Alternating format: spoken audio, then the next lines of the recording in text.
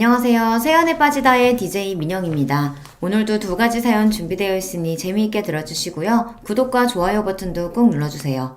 그럼 오늘의 사연 함께 시작해 볼게요. 안녕하세요, 여러분. 저는 부모님 사이가 워낙 안 좋은 경우였어요. 친가 쪽에 잘 살았고 반면에 외가 쪽은 형편이 어려웠습니다. 집안 수준의 차이 때문이었을까요? 사랑만 믿고서 서로만 보고서 결혼하셨던 저희 부모님은 결혼 생활 도중에 사고방식의 차이 때문에 많이 고전하셨어요. 태어나고 자란 환경이 달랐기에 그것으로 인한 차이는 쉽게 극복할 수 있는 게 아니었나 보더라고요. 이래서 사람은 서로 비슷한 환경에 상대하고 결혼을 해야 편하다는 말이 있는가 봐요. 사실 그렇다고 하더라도 서로를 배려하고 위하고 양보하는 자세만 있었다면 어떻게든 난관을 이겨나갔겠지만 저희 부모님께서는 해당이 안 되었던 것이겠죠. 부모님은 양가의 반대를 뒤로하고 결혼하셨던 분들이에요. 그래서 양가 어른들이 저희 부모님을 바라보는 눈초리가 내내 곱지 못하였죠. 지지를 계속 얻지 못했습니다. 아버지가 1남 3녀 중에 유일한 아들이신 분이거든요. 그리고 친가는 워낙 아들을 우선시하는 가풍이 있었고요. 내가 일찍부터 우리 아들 좋은 집 아가씨라든지 그게 아니면 많이 배워서 고상하고 지적인 인물하고 결혼시키려고 했었어. 에이, 근데 어디에도 해당되지 않는 그런 며느리를 맞을 줄 상상도 못했네. 친어머니께서는 저희 엄마를 당연하다면 당연하게 처음부터 무척이나 마음에 안 들어 하셨습니다. 집안이 좋은 것도 아니고 돈이 있는 것도 아니고 가방끈이 길거나 하면 모르겠는데 그것도 아니면서 특별히 잘난 구석도 없었거든요. 친할머니의 눈에 비친 저희 엄마의 모습은 그야말로 빵점짜리 며느리였다고 합니다. 그래서 기함을 하셨으나 결국에는 자식 이기는 부모 없다는 말처럼 결혼을 강력하게 고집하시는 아버지의 뜻을 꺾지 못하셨던 거예요. 외가는 또 외가 나름대로 엄마가 집안 수준 차이 나는 사람하고 결혼하겠다고 그러니 난리였고요. 그 집안에서 널 반기지도 않는데 너는 왜 구태여 그런 가시밭길을 걸으려고 해? 사람은 뭐든 자기 분수에 맞게 살아야 되는 거야. 그래야 마음 편안하고 행복한 거야 이거사. 너 잘 생각하고 결정해야 돼. 외할아버지께서는 안 봐도 앞날이 뻔하다고 여기시며 엄마에게 이 결혼을 하지 말라고 몇 번이나 말씀을 건네셨다고 해요. 그러나 당시 엄마의 귀에는 아무것도 들리지 않았던 것입니다. 뭐에 홀린 것처럼 그저 머릿속에는 아버지와 꼭 결혼을 해야 한다는 생각밖에는 없었다고 하네요. 이렇듯 양가의 여론이 좋지 못한 상황에서 억지로 강행하여 결혼을 하게 되었는데 그러고 나서 아버지가 좋은 모습을 보이며 잘 사시지 못했거든요. 솔직히 친가에서 아버지보다 고모들이 생김새만 딱 보아도 더 눈빛들에 힘이 들어가 있어요. 아버지는 어딘가 한량스러운 그런 분위기를 풍기시는 분이고요. 그런 분이 당시에는 나이도 젊으셨으니까 한마디로 나이를 허먹어서 철이 없는 분이셨죠. 처자식을 책임지며 늠름한 가장으로서의 모습을 보이셔야 할 아버지가 되려 더더욱 함심한 행보를 보이시는 것에 친할아버지께서는 상심이 너무 크셨던 나머지 어느 날 뒷목 잡고 쓰러지셨습니다. 아들놈을 아주 잘못 키워도 한참 잘못 키웠어. 정신 차릴 거라고 믿었었는데 이제는 가망도 없어 보이는구나. 자기 처자식도 제대로 돌보지 못하는 저딴 놈이 어떻게 희망이고 미래가 있어. 다 끝난 거야. 끝났다고. 하다 이제는 아버지가 노름판을 기웃거리기까지 하셨던 그런 무렵에 벌어진 일이었어요. 친할아버지께서는 쓰러지신 이후로 건강에 직격탄을 맞으셨고요. 점점 더 악화만 되어가셨고 회복세는 꿈도 못 꾸었습니다. 당신의 아들이 원망스럽다고 하시며 몸져 누우신 친할아버지를 바라보시는 동안 친할머니의 속에 열불이 타오르고 있었죠. 크게 분노하신 나머지 친할머니께서는 이제 당신의 아들로부터 등을 돌리고 사시겠다 선언까지 하고 마셨어요. 친할머니로 하여금 못난 아들 쳐내고 원흉인 며느리하고도 선을 딱 그어라 이렇게 행동하시도록 옆에서 열심히 부추긴 존재들이 있었으니 그분들이 바로 제 고모들이었습니다. 뒤에서 고모들이 그런 공작까지 벌이고 있는데 저희 엄마가 뭘 어떻게 당해내실 수 있었을까요? 그저 팽하면 팽하는 대로 팽 당하셨고요. 원망의 화살이 날아오는 대로 그걸 맞고 쓰러지시는 것밖에는 하실 수 있는 게 없었습니다. 결혼 생활에서 돈과 사랑 둘 중 어떤 것이 더 중요할까요?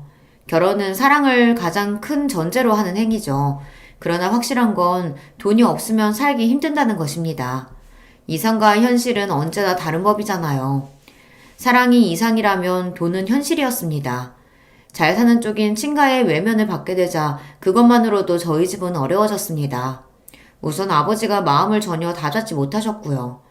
그로 인해 엄마도 더더욱 힘들어 하셨죠. 두 분의 입에서는 언제나 돈 타령이 흘러나왔습니다. 그놈의 돈이 사람을 얼마나 예민하게 만들고 또 비참하고 처절하게 만드는지 저는 부모님의 날이 선 대화들 덕분에 아주 어렸을 적부터 깨우쳤었네요. 결국 제가 9살이 되었을 때 부모님이 따로 살기 시작하였습니다. 별거 생활이었고요. 이듬해 아예 이혼을 하셨습니다.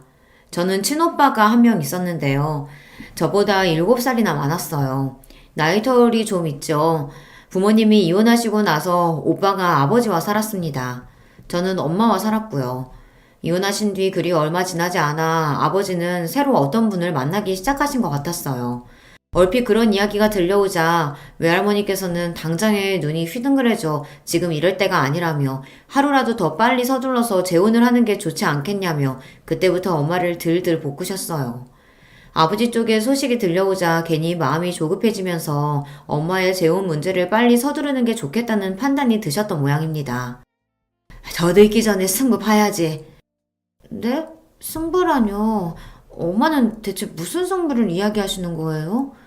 야 이거사, 여자는 나이가 경쟁력이고 생명력이야. 하루라도 더 젊을 때 남자 새로 만나야 돼. 너 정신 똑바로 차려. 알았지?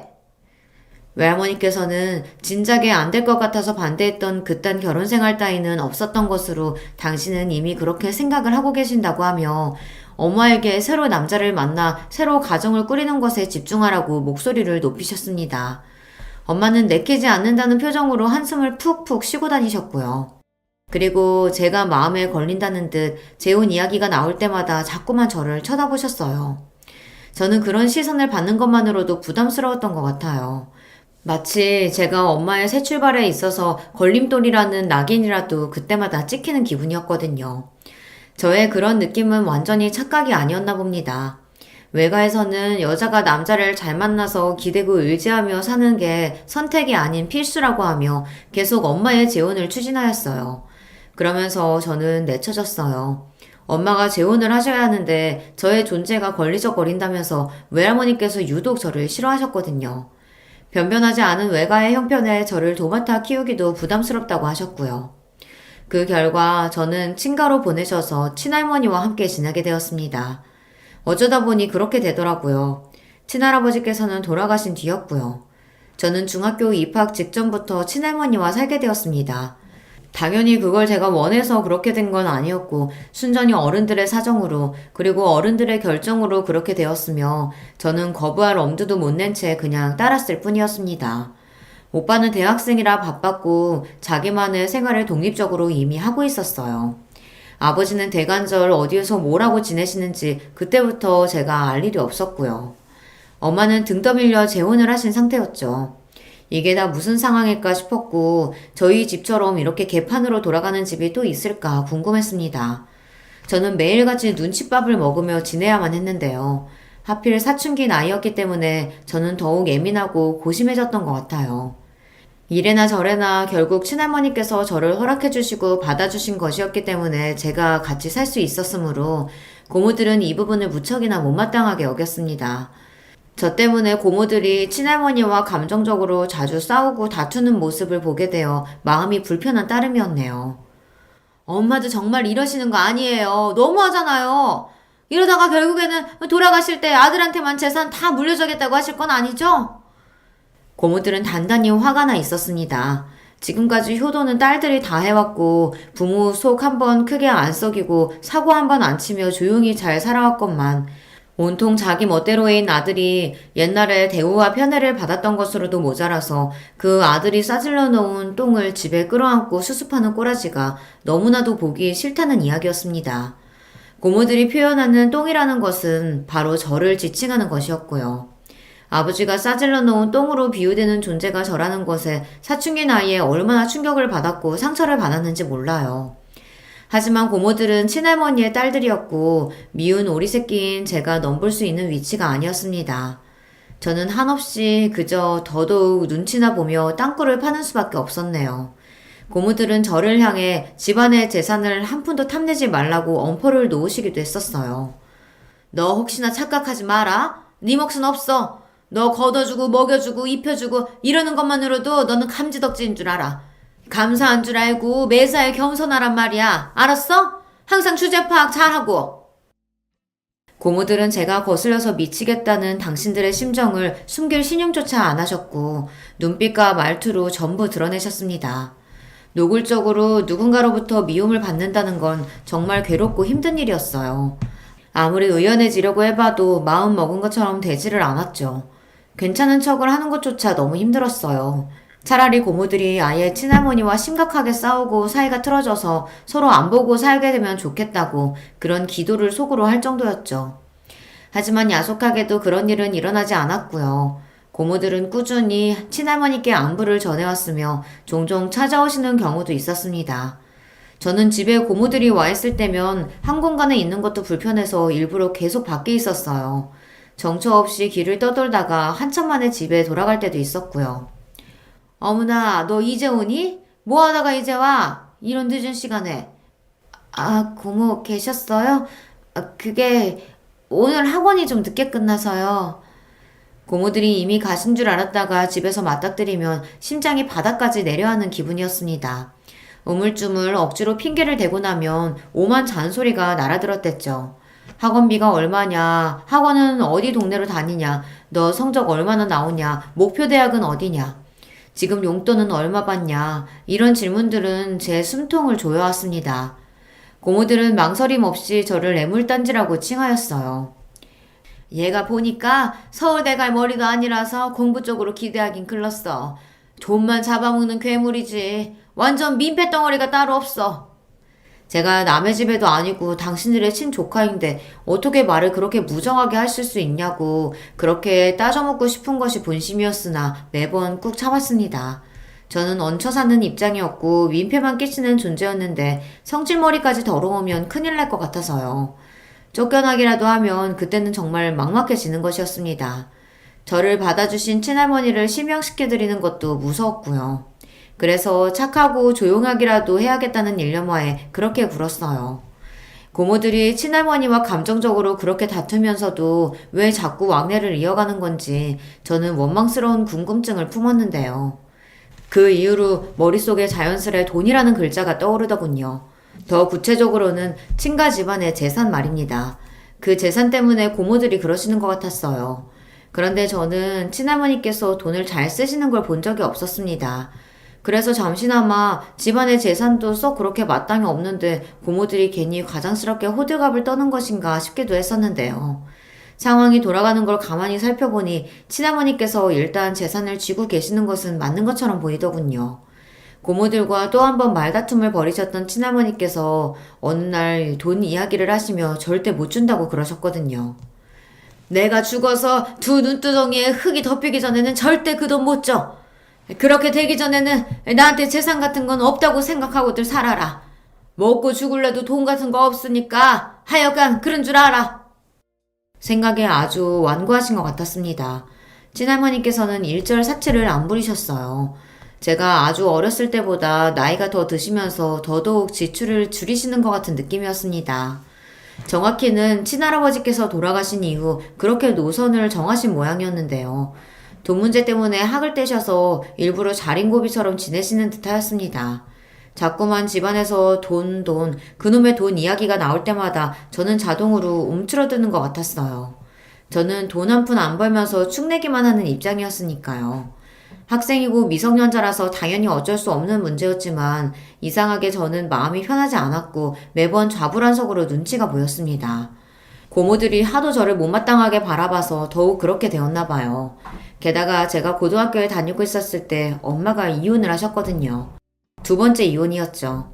그 소식에 친할머니께서는 오만상을 쓰시며 한숨을 크게 내쉬셨는데요. 고모들은 한동안 저희 엄마 이야기로 열심히 입을 움직이셨는데 내용은 전부 욕밖에 없었습니다. 엄마를 흉보는 흐름은 자연스레 그 딸인 저 또한 욕하는 것으로 대부분 그렇게 이어졌었고요. 제 고개는 더더욱 아래로 처박히게 되었죠. 불행하고 안타깝게도 엄마는 재혼했던 아저씨한테 맞고 사셨던 모양이었습니다. 그 아저씨는 사람 때린 것도 모자라서 바람까지 피웠다고 하네요. 한마디로 인간 말종이었던 거죠. 비록 당신이 맞고 사셔도 꾹 참으셨던 엄마는 그 아저씨가 불륜을 저지르는 바람에 이혼을 당하시게 되자 망연자실하셨어요. 이렇게 될 줄 알았다면 내가 왜 미련하고 멍청하게 참고만 살았을까? 이혼을 또 해선 안 될 거라는 생각에 그저 꾹 참고 견디는 게 능사라고 여겼는데 전부 부질없었구나. 내가 천하의 바보였고 어리석었어. 지난 날이 후회된다. 내 인생을 어디서 보상받을 수 있을까? 누가 내 아픔과 억울함을 알아주기나 할까? 엄마의 두 번째 이혼으로 외가는 초상집 분위기가 되었고요. 엄마는 너무 힘들어하시며 이모에게 하소연을 늘어놓으셨다고 합니다. 그러나 이모는 엄마의 괴로움을 감당하기 벅차다고 하시며 처음에는 들어주고 맞춰주는 척 하시다가 이내 슬그머니 발을 빼고 마셨어요. 한동안 이모는 연락두절 상태로 지내셨어요. 엄마의 문제로 골치 아픈 상황을 같이 겪기는 싫다는 뜻이었습니다. 외할머니께서는 화병에 걸려 알아 누우셨고요. 저는 그때 제가 할 수 있는 거라고는 숨죽여 가만히 있는 것과 공부뿐이었습니다. 그나마 학교에서 하루 종일 시간을 보내는 고등학생이라 다행이라는 생각을 몇 번이나 했었네요.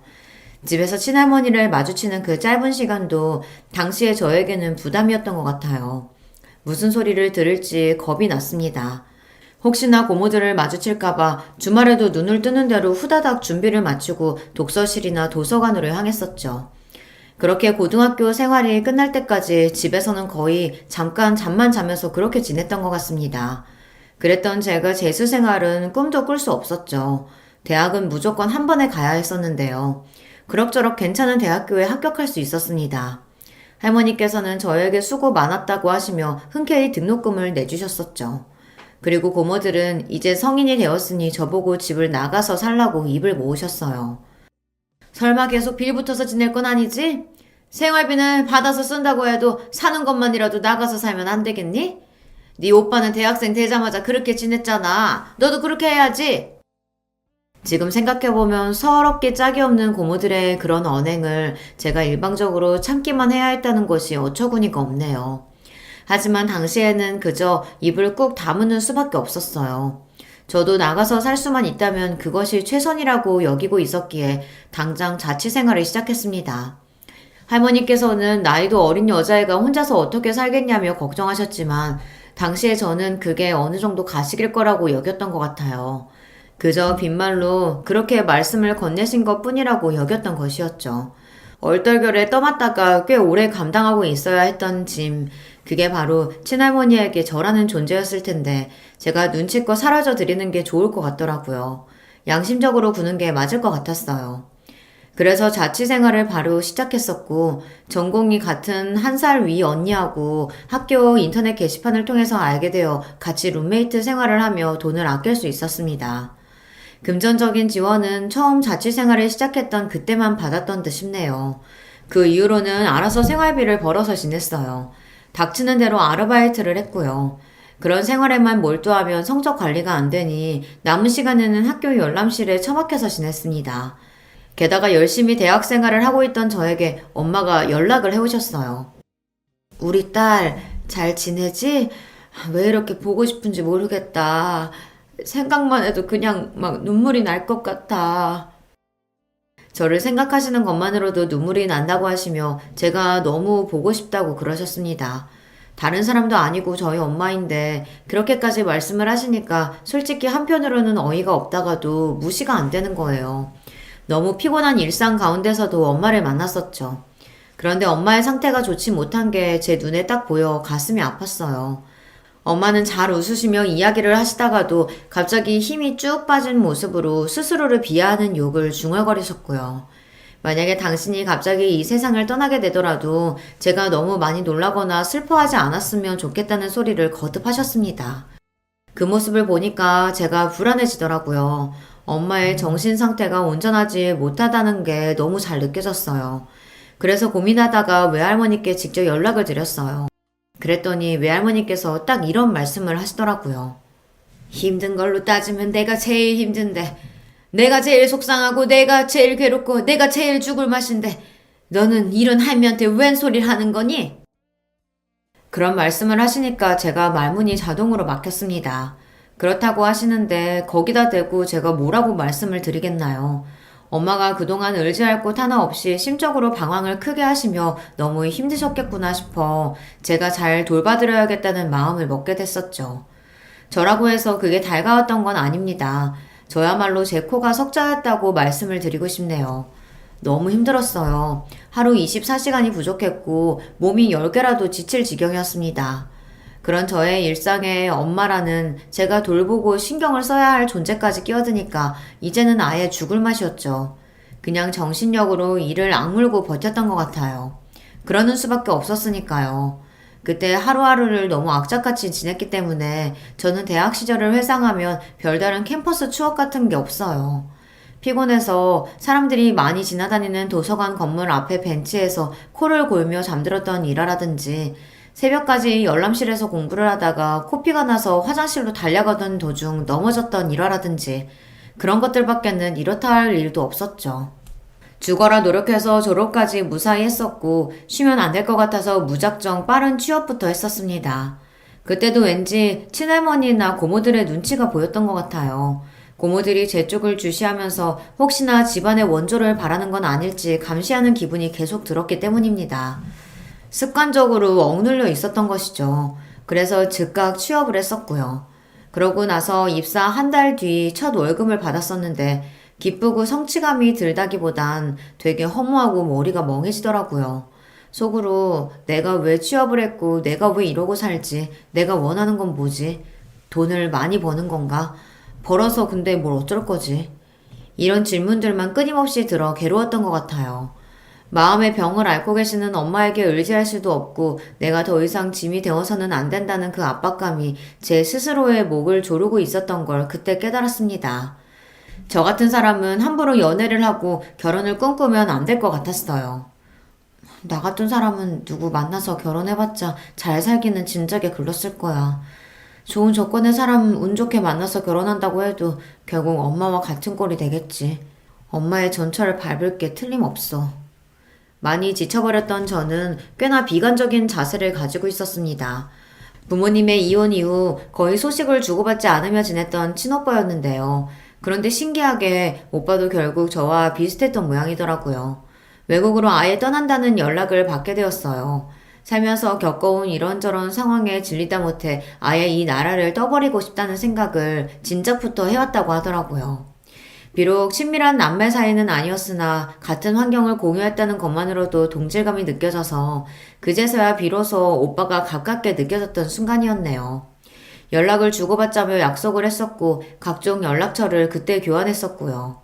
오빠가 혼자서 몰래 여러 가지 준비를 해왔다가 외국으로 홀연히 떠나버리자 아버지도 그것에는 충격을 받으신 모양이었습니다. 이놈의 망할 집구석 때문에 내가 내 아들하고 정상적으로 지내지도 못했어. 그런데 희한하게 화살을 집안에게 돌리시더군요. 집안이 이상해서 오빠가 떠난 거라고 하였습니다. 아버지는 그동안 사실혼 관계에 있는 아주머니와 지내오신 바였어요. 그러면서 오빠는 뒷전이었습니다. 그러셨던 주제에 아들에게서 아버지 대접은 받고 싶었던 모양이더라고요. 그게 깨지니까 괜히 분해서 애먼 곳에 화살을 돌리셨던 것이었죠. 그리고 고모들은 폭발하였습니다. 본인이 똑바로 안 해놓고 여태까지 한 번이라도 똑바로 살아본 적이 있었어? 자기 아들 자기가 등한시 해놓고서 왜 애먼 사람들을 잡아? 그러면서 그때 고모들이랑 아버지가 대판 싸웠습니다.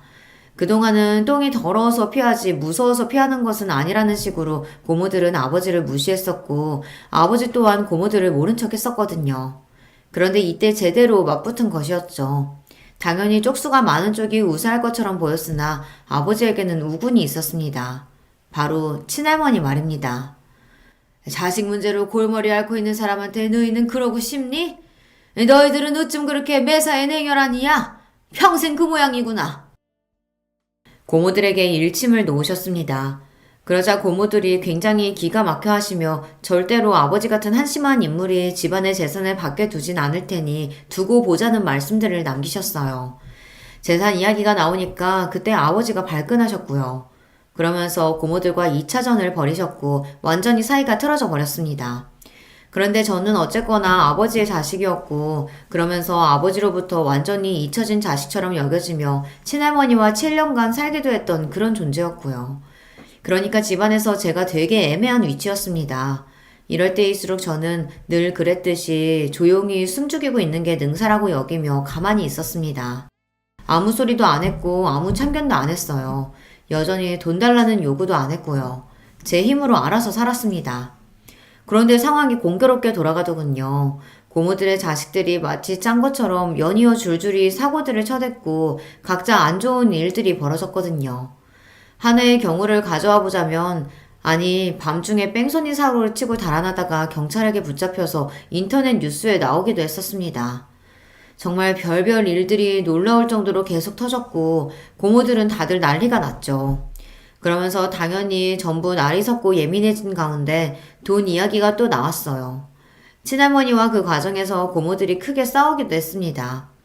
이제는 그냥 친할머니께서 돌아가실 때만 기다렸다가 그때 돈을 받겠다며 그런 소리들을 고모들이 공공연히 하시기도 하였는데요. 아버지는 정식으로 재혼을 하시겠다고 했다가 혼인신고를 앞두고서 바람을 피우시는 바람에 상대 아주머니한테 고소를 당하니 마느니 하면서 상황이 복잡하고 시끄러워졌고요. 한마디로 바람잘 날 없는 집안이었습니다. 외국에 훌쩍 떠나버린 오빠가 부러워질 수밖에 없었네요. 저는 그냥 하루하루를 지겹고 힘들어도 억지로 버티면서 살았어요. 일을 다니면서 엄마를 신경 쓰는 일상이었고요. 엄마는 차차 상태가 좋아져서 제법 보람도 있었습니다. 그러던 어느 날 이모가 귀농을 하시겠다고 그랬어요. 특수 작물을 키우면서 앞으로는 시골 생활을 하겠다나 뭐 그런 이야기였는데 특이한 점은 저희 엄마와 함께 가고 싶다는 뜻을 이모가 밝히셨다는 것입니다. 전에는 내가 신경을 많이 못 써줘서 그게 미안했고 내내 마음에 걸렸어. 항상 그 점이 살면서 미안하더라.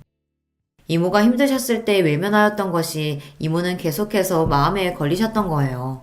그래서 물 좋고 공기 좋으며 평화로운 시골 생활을 같이 하며 안정되게 사는 것이 어떻겠냐는 제안을 엄마에게 이모가 진지하게 주셨던 것입니다.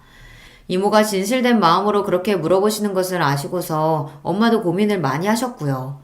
그러다가 결국 지금까지와는 다르게 살아보자는 결심으로 용기를 내시고 엄마는 귀농길에 같이 가시는 것으로 정하였습니다. 엄마가 시골에 가게 되셨을 때 저는 안도의 한숨이 나왔어요. 동시에 후련하기도 했어요. 기분이 이상하기도 했던 것 같아요. 말로는 표현이 안 되는 허무함이라고 해야 할까요? 그런 기분이었습니다. 가슴 한구석이 뻥 뚫린 것만 같아서 참 이상했네요.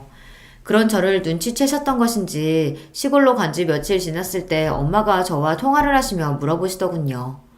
혹시 아직 결혼을 할 마음이 없냐고 말입니다.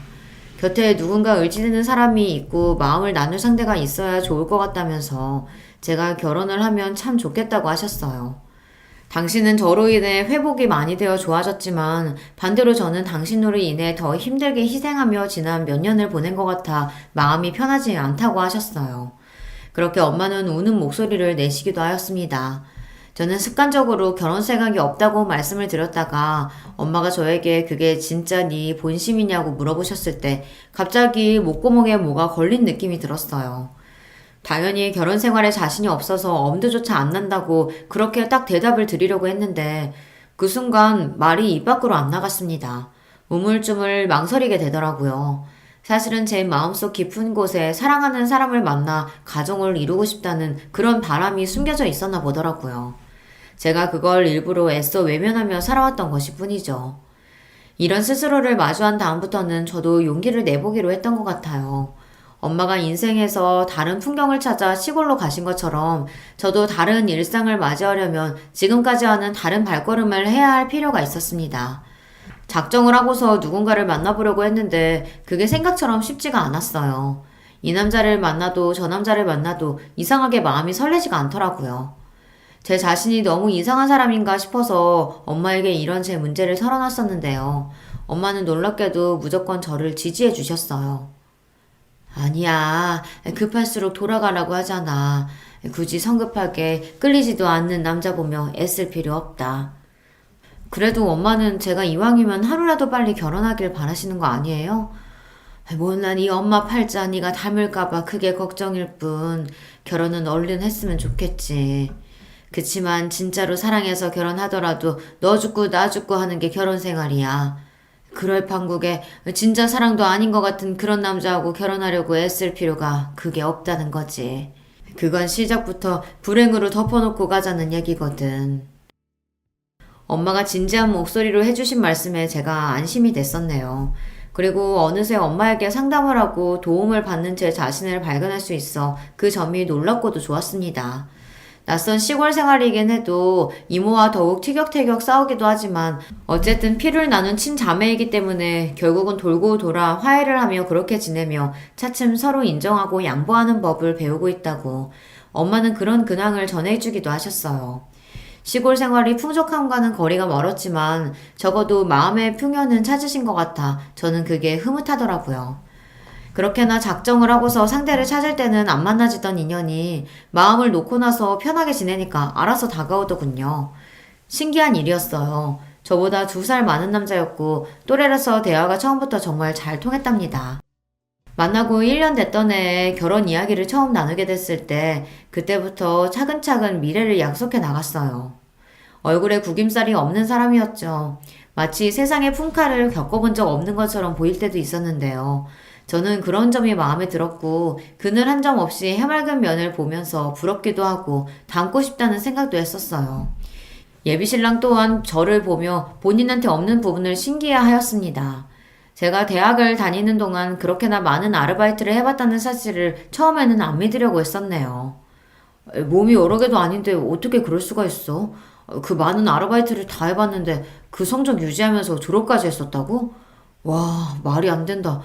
이건 진짜로 인간 승리라고 생각해. 대단하고 존경스럽기까지 하다. 나는 누가 나한테 돈 주면서 그렇게 살아보라고 해도 못할 것 같거든. 더군다나 20대 초반의 나이에 인내심이 없어서 불가능한 일이지. 예비 신랑은 살면서 아르바이트를 해본 건 딱 한 번뿐이라고 하더군요. 그것도 생판 모르는 곳이 아니라 사촌 형이 소개시켜준 일자리였다고 그랬어요. 소개로 들어갔던 거니까 아무래도 적응하기도 편하고 여러 가지로 매장에서 편의를 봐주기도 했었다고 하네요. 역시나 저도 살면서 종종 느낀 바였지만 인맥만큼 유용하고 고마운 것은 없더라고요. 이런 것만 봐도 느껴지지만 예비신랑과 저는 결이 다른 사람이었습니다. 살아온 궤적이 완전히 달랐어요. 특히나 저는 가정 환경이 평범하지 않았잖아요. 예비신랑은 너무나도 평범한 가정 안에서 살아왔더라고요. 이런 차이가 있었죠. 그래서 저는 상반된 환경에서 살아온 저희 부모님이 끝내 결혼 생활을 잘 해내지 못하셨던 점이 생각나서 예비신랑과 제가 결혼해서 잘 살 수 있을지 걱정이 되기도 했었답니다. 결혼하고 싶은 마음이 있는 것과는 별개로 존재하는 걱정이었어요. 하지만 뭐든 직접 부딪혀봐야 아는 것이라는 믿음으로 예비 신랑과 결혼하겠다는 마음을 돌리지 않았고요. 양가에 결혼하겠다는 뜻을 전하게 되었습니다. 엄마는 너무 잘됐다며 기쁘다고 해주셨고 아버지에게는 말씀을 드리려고 했다가 끝내 망설였고 더 나중에 알려드리는 쪽으로 정했습니다. 오빠한테도 연락해서 결혼할 것 같다고 말했고요. 그리고 친할머니께도 말씀을 드렸어요. 그러자 저를 무척 대견해 하셨습니다. 잘해준 것도 하나 없는데 너는 네가 알아서 뭐든 잘해내었지. 그래서 기특하기도 하고 한편으로는 안쓰럽기도 하고 미안하기도 하구나. 그리고 저에게 미안하다고 그러셨습니다. 저는 그런 소리를 듣게 될 줄은 상상도 못한 바였기에 깜짝 놀랐어요. 친할머니께서는 거칠애로 그런 말씀을 하신 게 아니라 진심이셨어요. 저와 따로 만나서 대화를 하고 싶다고 하셨고요. 찾아가 뵈었더니 저를 위해서 직접 밥상을 차려놓으셨더군요. 몸둘 바를 모르겠는 그런 기분이 들어 머쓱하게 밥상 앞에 앉았는데요. 수저를 들자마자 갑자기 머릿속에 스친 기억들이 있었죠. 집에 안 붙어 있으려고 용을 썼던 고등학교 시절 말입니다. 그때 새벽같이 일어나 보면 식탁에는 항상 저를 위해 차려진 뚜껑 덮인 그릇 2개가 있었습니다. 하나는 죽에 가까운 끓인 밥이었고 하나는 오이지였어요. 제가 오이지라면 환장하는 입맛이었거든요. 저는 이른 아침마다 그걸 먹고서 학교에 갔었고 자정이 거의 다 되어서 깜깜한 밤에 집에 돌아오면 그때는 또 식탁에 계란찜이 담긴 작은 냄비라든지 미역국이라든지 그런 게 있어서 저는 그걸 허겁지겁 먹고 나서 씻고 잠드는 일상이었죠. 그때는 그냥 그걸 당연하게 생각했었습니다. 하지만 지나고 보니까 할머니께서 저를 위해 아침 7시에 먹을 수 있는 밥상과 밤 12시에 먹을 수 있는 먹거리를 항상 미리 준비를 해두셨던 것이라는 그 사실이 저에게 조금 색다른 깨달음으로 다가왔습니다. 그때 생각이 나서 조금 울컥한 심정으로 친할머니께서 손수 차려주신 밥상을 맛있게 먹었네요. 그러면서 친할머니로부터 이런저런 이야기를 들을 수 있었어요. 고모들도 그 자식들도 또한 제 아버지도 전부 가면 갈수록 친할머니의 심경만 복잡하고 힘들게 만드는 존재들로 자리를 잡은 모양이었습니다. 그간 제가 모르고 있었던 자잘한 일들도 많았더라고요. 고모들끼리 심하게 싸워서 이제는 서로 연락도 안 하는 눈치라고 하였고요.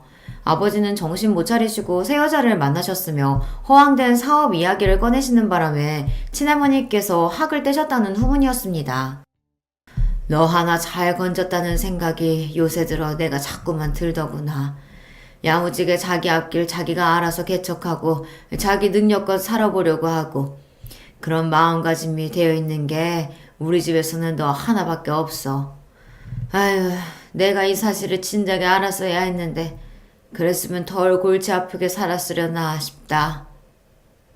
친할머니께서 씁쓸하게 웃으시는 와중 그 눈가에는 눈물이 묻어나오고 있었습니다. 그 모습에 제가 너무 마음이 아팠어요. 그래서 그동안 못 부려본 소녀로서의 재롱이나 떨어볼까 싶어 제 딴에는 용기를 내어 여러 가지 이야기를 제잘거렸답니다. 그동안 제가 사회생활을 해온 이야기라든가 저희 엄마의 변화 같은 그런 이야기들을 실컷 떠들었더니 어느새 놀랍게도 4시간이 훌쩍 지나 있었더라고요. 시계를 보고 눈을 의심했었습니다.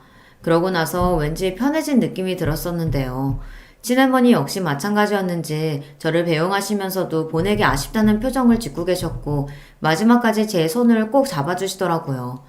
친할머니 댁에서 나오는 길에 올려다본 하늘이 유난히 깨끗해서 앞날이 다 잘 풀릴 거라는 예감이 들었더랬죠. 그로부터 몇 주 후 상견례를 하게 되었어요.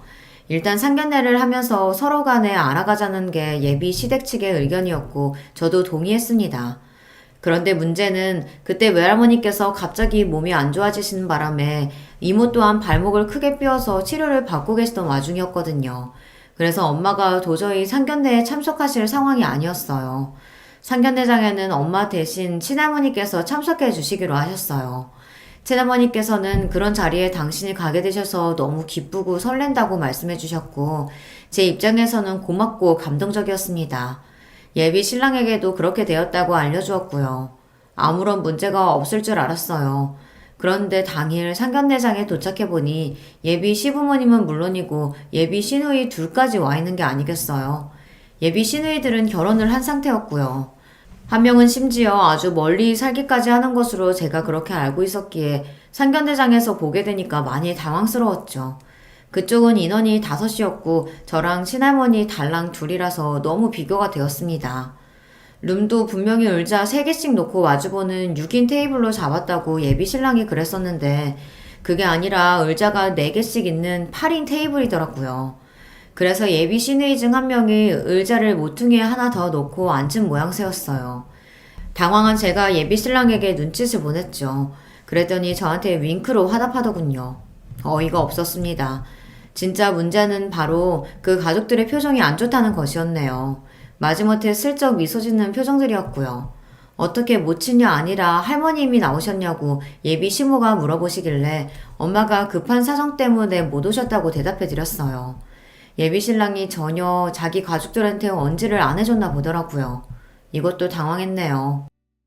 암만 사정이 있으셔도 그렇지 자식 상견례인데 잠깐 들르는 것도 어려우셨나 보네요. 아, 그게 저희 엄마가 많이 멀리 사셔서요. 양신이 일찍 이혼한 걸로 아는데 그런데다가 멀리 살기까지 해요? 그래도 저는 할머니가 가까이 사시는 편이라서 괜찮습니다. 제가 열심히 대답을 마쳤을 때 예비 신랑이 해맑은 웃음을 지으며 자기 가족들을 향해 말하기를 제가 할머니 손에 컸다며 그래서 예의 바르고 생활력 강하고 뭐든 잘하는 것 같다며 괜히 슈퍼우먼이 아니라고 하였습니다. 저는 그저 어색하게 웃는 수밖에 없었네요. 그런데 예비 시부는 마치 먼 산을 바라보듯 그렇게 굴고 계셨고 예비 시누이들은 자기들끼리 뭐라고 속닥거렸습니다. 그러더니 아예 예비 시모한테 눈빛을 막 보내는 거예요. 자기들끼리 신호라도 주고받는 모양이었죠. 예비 시모가 그나마는 얼굴로 입을 연 것은 바로 다음 순간이었습니다. 우리 식구들이 다 같이 보고 그래도 판단을 해야 할 것 같아서 오늘 이렇게 딸들까지 다 모인 거예요. 그런데 역시 예상대로네요. 안 됐지만 아가씨는 우리 식구들의 생각을 바꿔놓지 못했습니다. 네? 죄송하지만 무슨 말씀인지 모르겠습니다. 이 결혼 없던 일로 해요. 둘이 죽고 못 살아서 더 만나보겠다면 그건 말리지 않겠는데 결혼은 안 돼요. 암만 해도 부모가 이혼해서 할머니 손에 자란 사람은 나는 며느리로 못 받아들여. 질적으로 너무 떨어져. 예비 시모의 무례한 발언에 제가 어처구니가 없어졌고 예비 신랑은 벌개진 얼굴로 벌떡 일어나더니 자기 가족들을 내려다보면서 왜 자기를 무한주고 상피를 주냐며 따지더군요. 그러자 예비 시모가 엄하고도 애틋한 표정으로 예비 신랑에게 이렇게 이야기했고요. 이 녀석아, 다 너를 위해서야. 이 세상에서 제일로 너를 위하는 게 가족이라는 걸 왜 몰라? 그러자 예비 신랑이 묘하게 감동받았다는 표정을 짓는 게 아니겠어요. 그걸 보고서 제가 그동안 사람을 잘못 봤다는 생각이 들어 기가 막히고 배신감이 들었습니다. 자기들끼리 대체 뭐 하는 짓이란 말이에요. 웃기지도 않는 가족이었어요. 저는 민망했고 화가 났고 친할머니께서 이런 상황을 보시게 한 것이 죄송스러우면서도 부끄러웠어요. 미치겠더라고요. 예비 시모가 저를 깔보는 기색으로 제가 불쌍하고 안 됐지만 그런 동정심으로 결혼을 허락해줄 수는 없다고 덧붙였습니다. 친할머니께서 피식 웃으신 건 바로 그때였죠. 잘 됐네요. 나도 이 결혼 그냥 반대도 아니고 결사 반대니까 뜻이 통했군요. 어머 그러세요? 잘 됐네요. 소녀를 위하신답시고 혹시 저희 바제가랑이라도 물고 늘어지시면 어쩌나 내심 걱정하던 참이었는데 아니라고 하시니까 다행이에요. 아이고 누가 물고 늘어진다는 건지 별 황당한 소리를 다 듣겠네. 내가 언뜻 들은 게 전부인지라 정확하게 몰라도 사는 수준이 변변하지 않은 것 같던데 고작 이따위 집안에 내 귀한 소녀를? 참나 말도 안 될 일이지. 저기요 할머님 말씀 가려서 하세요. 이혼 가정에다가 돈 없어서 학교 다닐 때도 아르바이트로 허덕이며 살아온 수준의 아가씨를 며느리로 맞이하기에는 집이 너무 잘 살아서 곤란하다는 거 정도라는 건 알아주시고요. 사는 수준이 얼추 맞아야 하는 법이지. 이렇게 차이 나면 결혼은 당연히 어려운 겁니다. 뭐라고 떠드는 건지 나는 도통 모르겠고 내 재산 200억 정도는 되니까 이거 나한테 고스란히 다 물려받을 내 손녀나 물고 늘어지지 마시오. 말 바꿀까봐 벌써부터 겁나 죽겠네. 친할머니의 입에서 200억이라는 금액이 나왔을 때 상견례장이 찬물 세례를 맞은 듯 하였습니다. 저도 놀라서 심장이 뛰었지요. 친할머니께서 자산가라는 것은 당연히 옛날부터 짐작 가능한 바였으나 구체적인 액수를 접한 적은 없었습니다. 그래서 놀라웠는데 저보다 예비 신랑과 그 가족들이 훨씬 더 놀란 모습이더군요. 특히 예비 신랑은 다리에 힘이 풀렸는지 자리에 앉으려다 잘못 휘청거려서 바닥에 엉덩방아를 찍고 말았습니다. 우당탕 소리가 들려오는 가운데 예비 시부를 선두로 그 가족들이 앞다투어 그 재산이 진짜냐고 물어댔고요. 친할머니께서는 짜증스러운 눈빛을 천천히 쏘아주신 뒤 자리에서 일어나셨고 저는 반사적으로 함께 일어나 부축을 해드렸습니다. 이만 가자. 수준 낮아서 겸상 못하겠다. 돈도 없는 것들 주제에 무식하고 무례하기까지 완전히 저질이구만. 네 할머니 얼른 가요. 제가 사람을 잘못 봐서 큰 실수를 했네요. 아니다. 살면서 누구나 실수는 저지를 수 있는 거야. 그래도 네가 저 인간들한테 우리 집안 잘 산다고 돈 많다고 그런 얘기는 안 해둬서 다행이구나. 네, 정말 그렇네요. 재산 이야기는 입도 뻥끗 안 하길 아주 잘한 것 같아요. 친할머니와 저는 그때 쿵짝이 잘 맞았습니다. 만담을 나누며 상견례장을 빠져나갔고 마지막으로 예비 신랑을 향해서 연락하면 주변에다가 네 가족들 수준이 어떤지 이야기 다 퍼뜨릴 거라는 그런 소리를 남겨주었네요. 간신히 정신 차리고 일어났던 예비 신랑은 제 말을 듣고서 다시 털썩 주저앉았고요.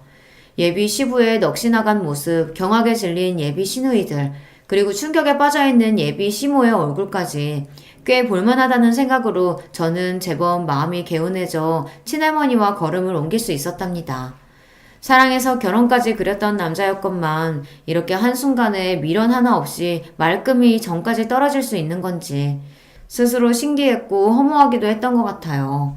당연히 그 남자는 저에게 따로 찾아와 사죄를 했고 매달렸고 울고불고 난리를 쳤습니다. 그러나 저는 단호하게 거절했고 속이 시원했네요. 친할머니의 200억 재산 발언은 허풍이 담기지 않은 진심이었고요. 또한 저에게 당신의 재산을 물려주실 작정 또한 진짜로 하고 계신 것이었습니다. 재산을 노리는 하이에나들도 설마하니 그 재산이 미리 저에게 물려질 것이라고는 예상할 수 없었던 영역이었기에 바로 그 점을 친할머니께서 노리셨어요. 그래서 저는 진작에 재산을 상당수 받았으나 그 사실을 아무도 몰랐습니다. 외할머니께서는 돌아가셨으나 친할머니께서는 지금까지도 꽤 정정한 모습으로 잘 계시답니다. 저는 그때 이후로 새로운 인연을 만나서 너무 행복하게 잘 살고 있는 중이고요. 의도한 건 아니었으나 집안이 유복한 사람을 만났는데요. 생각도 깊고 매사에 여유로운 사람이랍니다. 친할머니께서도 무척 흡족해 하셨어요. 저희 엄마도 건강하게 잘 지내고 계세요. 제가 친할머니의 동의를 받고서 지어드린 멋진 전원주택에서 편안한 일상을 보내시느라 얼굴에는 늘 잔잔한 미소를 짓고 계신답니다. 안녕하세요. 저는 40 초반인 여성입니다. 지금 서울에서 살고 있고요. 여기 다른 많은 분들의 사연과는 다르게 저는 시댁가족들과 있었던 일은 아니고 남편의 동창과 엮었던 일이 있어서 한번 보내봅니다. 일단 저는 사법고시 출신의 변호사입니다. 사법고시라니 참 오래전에 폐지된 이름이죠. 제가 02학번인데 대학 졸업 전에 이미 사법고시를 합격해서 연수원에 들어갔었으니 상당히 이르게 합격하여 일을 시작했던 편입니다. 덕분에 연수원에서든 동기들 중에서든 거의 막내에 가까웠어요. 물론 최연소 합격자는 아니었습니다. 저보다 더 어린 친구가 둘 있었거든요. 제가 대학을 좀 오래 휴학하고서 사법고시를 준비했던 것도 있고 해서요. 아무튼 꽤 어린 시절에 이미 일을 시작했던 터라 법조계 쪽에서 잔뼈가 굵은 변호사입니다. 물론 제가 변호사로 일을 시작한 것은 아니었고요. 연수원에서 판사 임용이 될 정도의 성적은 안 나왔던지라 검사로 임용이 되었습니다. 판사는 아시겠지만 연수원에서 탑티어들이 가는 곳이라서 저는 검사로 지망했었죠. 무난하게 검사 임용으로 일을 시작해서 경력을 쌓고 나서 변호사로 개업을 하게 되었습니다. 물론 검사로 일을 상당히 오랜 기간 한 편이었어요. 지금부터 말씀드릴 사연은 제가 30 중반 시절 있었던 일입니다. 당시 저는 꽤 오래 검사 일을 하다가 나와서 변호사를 막 개업했던 시절이었죠. 저는 검사로 일하던 30살 때 결혼해서 남편이 있었습니다. 남편은 법조계 사람은 아니었고요. 일을 하다가 만났던 회계사였습니다. 사건에 좀 억울하게 휘말릴 뻔했는데 제가 사건 처리를 하면서 아닌 것을 밝혀주어서 남편이 고마워했고 저한테 따로 연락을 하다가 사귀게 되었고 그러다가 결혼까지 하게 되었었죠. 일단 남편이 어떤 사람인지부터 말씀드려야겠네요. 남편은 무척 순한 사람입니다. 회계사답게 꼼꼼하고 원칙주의자인데다가 사람이 꽉 막힌 데가 있어서 답답할 정도이기도 한데요. 물론 저도 검사라니 꽤나 답답하게 정도를 걸어야 한다고 생각하는 사람이긴 하지만 남편은 그 정도가 아닙니다. 사람이 아주 길 하나를 가르쳐주면 그거 외에는 가지 않으려고 하는 사람이기도 해요. 큰 소리 나는 것이나 폭력 있는 것을 끔찍하게 싫어하기도 하고요. 그래서 처음에 제가 검사로 일하면서 사건 사고 현장을 목격하고 거친 범인들이나 참고인들과 실랑이 하는 것을 아주 걱정스럽게 바라보기도 했어요. 남자인 자기도 무섭고 꺼려지는 일을 여자인 제가 한다면서요. 게다가 제가 체구가 마르고 작은 편이라서 처음에는 더욱이나 저를 보호하고 싶어 했죠. 물론 사귀고 나서는 제게 보호받는 처지가 되기는 했지만요. 성격이 그 모양이니 어릴 때부터 아주 공부 잘하는 모범생의 부모님 말씀은 한 번도 어긴 적이 없다고 하더라고요. 그런 면이 마음에 들어서 결혼한 것이라 남편이 순하고 시부모님 말씀 잘 듣는 것에는 아무런 불만이 없습니다. 사실 저희 시부모님은 매우 합리적이시고 남편과 저보다 훨씬 융통성 있는 분들이셔서 저희가 뭐 불만을 가질 만한 구석이 없었죠. 시댁은 그리 잘 사는 편도 아니고 그냥 평범한 회사원 집안이었지만 저희한테 노후를 기대셔야 할 만큼도 아니셨고요. 그런데 결혼하고서 5년 지난 35 어느 날 남편이 갑자기 동창 모임에 저한테 같이 가자고 청하더군요. 무슨 일이야? 동창 모임 그동안 자기만 나갔었잖아. 그동안은 자기가 너무 바빠서 그랬지. 이제 검사일 때만큼은 안 바쁘잖아. 사실 그렇기는 했어요. 그해 초에 변호사 개업을 했는데 물론 영업을 뛰고 사건 처리를 하느라 바쁘기는 했지만 검사일 때와는 업무의 절대량 자체가 달랐습니다. 검사나 판사의 경우 여러분이 생각하시는 것 이상의 일을 하곤 한답니다. 읽어야 하는 사건 파일이나 관련 사항이 정말 상상하는 이상이죠. 하지만 그래도 변호사는 제가 의미로 사건의 양을 조절할 수 있어서 그나마 워라밸이 좋은 편이었습니다. 그런 제 모습을 알았기 때문에 결혼 후 5년 동안 남편은 계속해서 혼자 동창 모임에 나갔지만 올해는 저와 같이 나가자고 한 거였죠. 아니 그럼 여태까지 부부 동반이었는데 계속 자기 혼자 나갔던 거였어?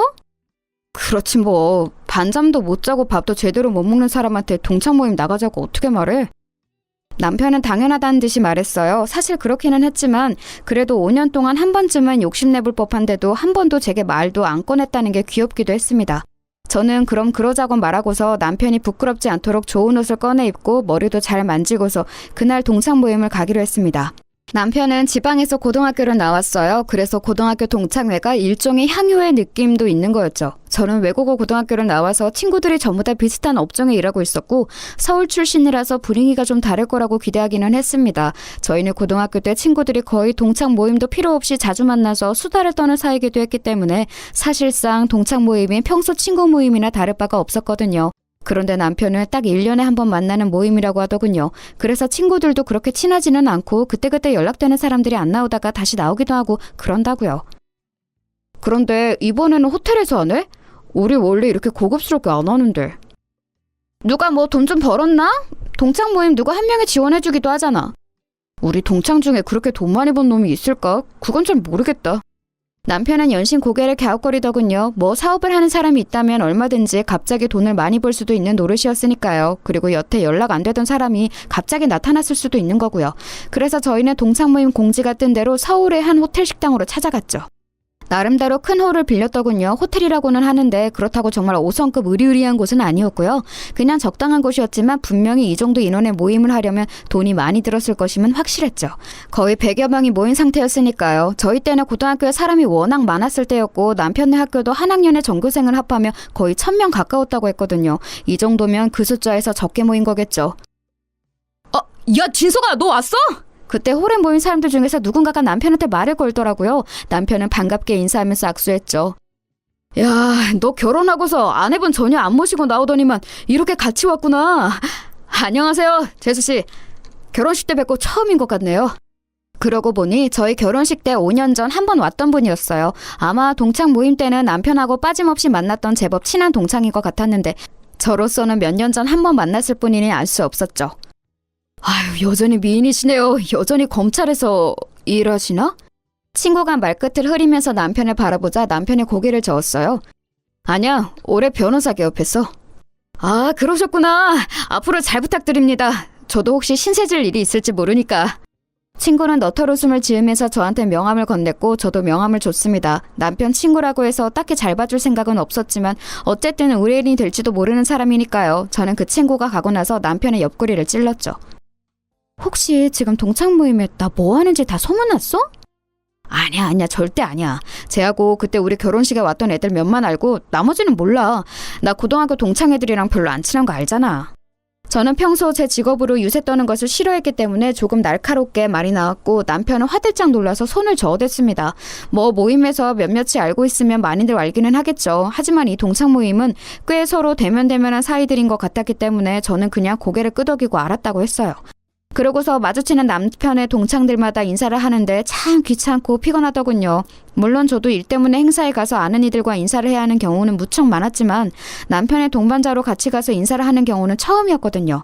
나서기를 싫어하는 편이라서 그냥 얌전하게 뒤에만 서서 미소 짓고 인사만 하려니 무슨 고개 까딱거리는 인형이 된 것 같기도 하고요. 반면 남편은 신난 것 같았습니다. 제가 싫어하는 걸 아니까 제 직업은 말 안 하고 그냥 일하고 있어 정도로 소개를 하고 있었는데 동창들이 이빨린 소리로 인사하며 와이프가 미인이다 라고 해주니까 거기에 어찌나 신이 났는지 좀 한심해 보이긴 했지만 그래도 이내 자랑스러워하는 남편이니 거기다 대고 싫은 소리를 할 이유도 없어서 저는 그냥 두고 보기만 했어요.